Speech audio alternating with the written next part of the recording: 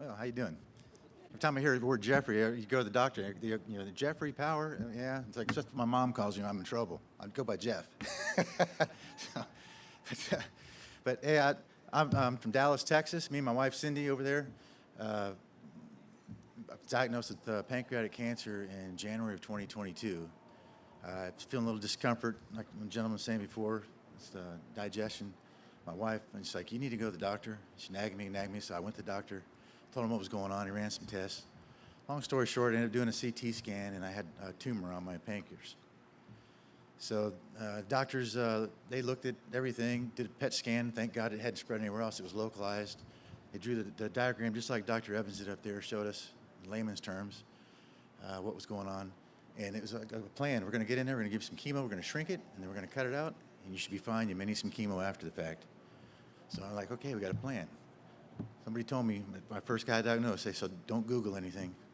And I never did, because everybody's different. But so went through the chemotherapy, went 4 rounds. They did a CT scan and said, I need to get it further away because it's right up against my aorta, the trunk vein, whatever you call it. It's like he showed in the drawing with the other gentleman. Did another 4 rounds, did a scan on me so I can get it. I'm like, all right. So he gets me in the hospital.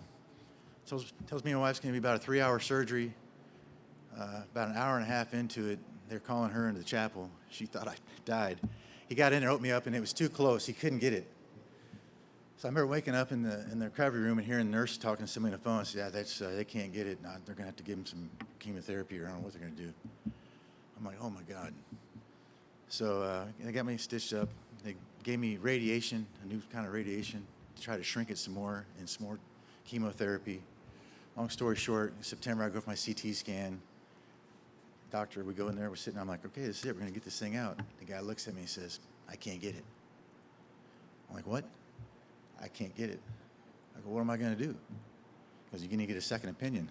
I'm like, well, I don't know where the heck to go. I go, where should I go? He goes, you can go to MD Anderson in Houston. Or he goes, there's this guy I know I've heard of, he said, in Wisconsin. I'm thinking, Wisconsin? Isn't that where the Packers are? So I go, what would you do? He goes, I'd go to the Wisconsin. So they said, we'll send your stuff up there. So they did.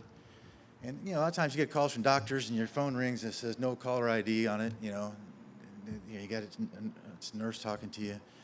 I get a call one day and it's Dr. Evans and Gabby on the phone. The guy personally reached out to me, not once, but twice, talking to me on Dallas, Texas. He's up here. And waiting for these latest scans to get there. Finally, I overnighted them myself. They kept getting lost. But he said, can you come up here? Our equipment's a little better. It's engineered up here and stuff.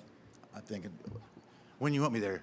This is on a Thursday. He goes, well, I can see you Tuesday. I go, we'll be there. So we flew up on a Sunday, stayed at the casino here. I didn't want to use up all my luck. But so long story short, he came in. We did the scans and stuff, and it's just nervous, waiting. As all you patients know, waiting to find. Even I'm getting another scan Monday, and I'll lay in that tube, praying to God that nothing's popped up again, right? But we went in and saw him, and he looked at me, examined me. First time I ever met him, and he said, I can get it. I'm like, you can? He's like, yeah. Well, when? My wife's going, when? And so he goes, I've checked my schedule. So my wife, I remember him telling him, I don't know if you remember this, she says, you need to find time in your schedule. So him and Natalie were in their time, and she looked at him, and he walked out, and I said, man, I hope you didn't piss that guy off. And so he came back and said, we'll get you.